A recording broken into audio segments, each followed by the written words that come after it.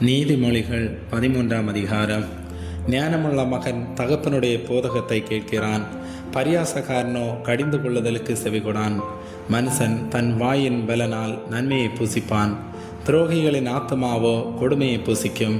தன் வாயை காக்கிறவன் தன் பிராணனை காக்கிறான், தன் உதடுகளை விரிவாய் திறக்கிறவனோ கலக்கமடைவான்.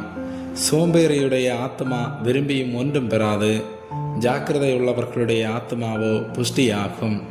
நீதிமான் பொய் பேச்சை வெறுக்கிறான், துன்மார்க்கனோ வெட்கவும் விளைச்சையும் உண்டாக்குகிறான்.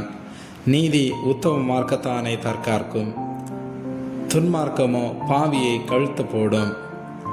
ஒன்றுமில்லாதிருக்க தன்னை செல்வனாக பாராட்டுகிறவனும் உண்டு, மிகுந்த செல்வம் இருக்க தன்னை தரித்திரனாக பாராட்டுகிறவனும் உண்டு. மனுஷனுடைய ஐஸ்வர்யம் அவன் பிராணனை மீட்கும், தரித்திரனோ மிரட்டுதலை கேளாதிருக்கிறான். நீதிமான்களின் வெளிச்சம் சந்தோஷிப்பிக்கும், துன்மார்க்கரின் தீபமோ அணைந்து போம். அகந்தையினால் மாத்திரம் வாது பிறக்கும், ஆலோசனையை கேட்கிறவர்களிடத்திலோ ஞானம் உண்டு.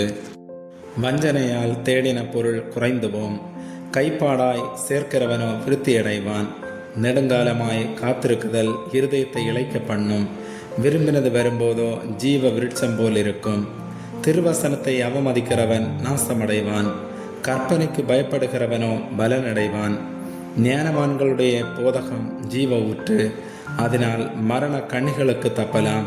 நற்புத்தி தயையை உண்டாக்கும், துரோகிகளுடைய வழியோ கரடுமுரடானது. விவேகியானவன் அறிவோடு நடந்து கொள்ளுகிறான், மூடனோ தன் மூடத்தனத்தை வெளிப்படுத்துகிறான். துரோகமுள்ள தூதன் தீதியிலே விழுவான், உண்மையுள்ள ஸ்தானாதிபதியோ ஔஷதம்.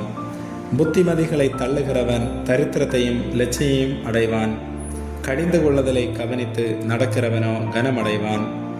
வாஞ்சை நிறைவேறுவது ஆத்துமாவுக்கு இனிது, தீமையை விட்டு விலகுவது மூடருக்கு அருவருப்பு.